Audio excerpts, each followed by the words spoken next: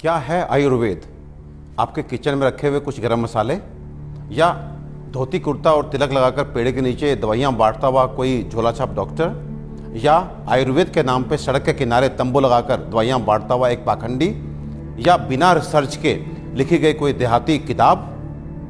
अफसोस की बात है कि हम में से अधिकतर लोग यही मानते हैं और यही जानते हैं, और इसी चूक का परिणाम है कि आज हमें यह दिन देखने को मिल रहा है।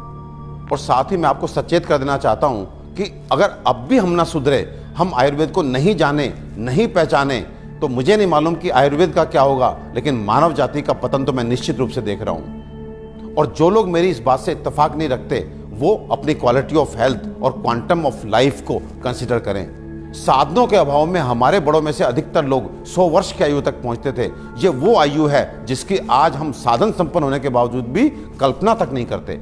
और मैं एक बात आपसे पूछना चाहता हूं कि ये जो मॉडर्न साइंस है, ये किस तरह का इलाज कर रही है? कि आपको यदि शुगर हो गया तो आप दवाई खाइए, कब तक? जिंदगी भर।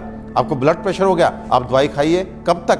जिंदगी भर। आपको थायराइड हो गया, आप दवाई खाइए, कब तक? जिंदगी भर। आपकी किडनी खराब हो गई, बदल दीजिए। आपका लिवर खराब हो गया, बदल दीजिए। आपको गांठ हो गई, काट डालिए। ये किस तरह की चिकित्सा है? और ये चिकित्सा नहीं, ये केवल सिम्टम्स को दबाना है, क्योंकि ये बाहर से आपको नॉर्मल रीडिंग देते हैं, शुगर ठीक है, ब्लड प्रेशर ठीक है, लेकिन अंदर बीमारी अपना काम कर रही है। 15 साल बाद आपकी किडनी खराब, किससे? शुगर से, ब्लड प्रेशर से। आज का नर्वस सिस्टम खराब, आपकी आंखें खराब, आपको ये कॉम्प्लिकेशन, आपको ये कॉम्प्लिकेशन। तो ये इलाज है या एलोपैथ का काला पर्दा? अपने 20 साल के क्लिनिकल एक्सपीरियंस से आपको बता देना चाहता हूं, ये जो आयुर्वेद विज्ञान है, ये समुद्र से भी गहरा, हिमालय से भी ऊंचा ऐसा जीवन का विज्ञान है जो आपके शरीर में और मन में किसी भी अवांछित परिवर्तन के बारे में आपको न केवल जानकारी देता है, बल्कि उसे जड़ से मिटाने के लिए पुख्ता इलाज भी देता है। और मुझे एक बात समझ में नहीं आती, आप ऐसे विज्ञान को क्यों नहीं जानना चाहते जो आपको कभी शुगर, ब्लड प्रेशर, थायराइड और अनेक तरह की प्रॉब्लम्स आने ही ना दे। और यदि दुर्भाग्य से आ गई, आपके जेनेटिक कॉम्पोजिशन इस तरह का है कि आपको ये बीमारियां लग जाती हैं, तो इनसे कैसे आप बचे रहें और कैसे आप ठीक हो सकते हैं, इसके बारे में भी पुख्ता जानकारी दे।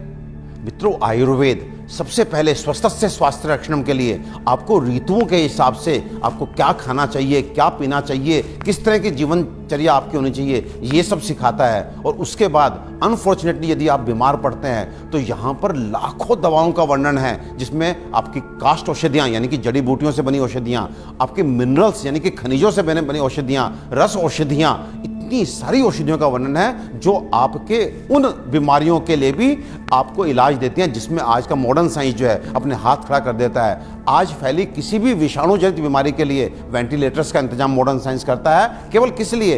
इसलिए कि वो तब तक आपको जीवित रख सके जब तक वायरस अपने आप आपको छोड़ के नहीं चला जाता। तो ये किस तरह का इलाज है? जबकि आयुर्वेदिक औषधियां ऐसी हैं जो सीधे जाके वायरस को मार के आपको बीमारी से बाहर लेके आती हैं, आपको मौत से मुंह के बाहर लेकर के आती हैं। तो दोस्तों, विश्वास कीजिए, अपने आयुर्वेद को मान दीजिए, सम्मान दीजिए, जानिए, पहचानिए, अपनाइए और अपने जीवन को, अपनी हेल्थ को अच्छा कीजिए। आयुर्वेद का इलाज ना तो धीमा है और ना ही लंबा, बल्कि यह रोगों को जड़ से खत्म करता है। आधुनिक सर्जरी दुनिया को आयुर्वेद की ही देन है। आचार्य सुश्रुत को सारा संसार निर्विवादित रूप से शल्य चिकित्सा का जनक मानता है। आयुर्वेद में उन बीमारियों की भी सफल चिकित्सा हो सकती है जिन्हें आधुनिक चिकित्सा विज्ञान लाइलाज मानकर आजीवन रोगी को दवाएं खिलाता रहता है। आयुर्वेद आपके और आपके बच्चों के लिए सुरक्षित है। आयुर्वेद अपनाएं और रोग मुक्त जीवन पाएं।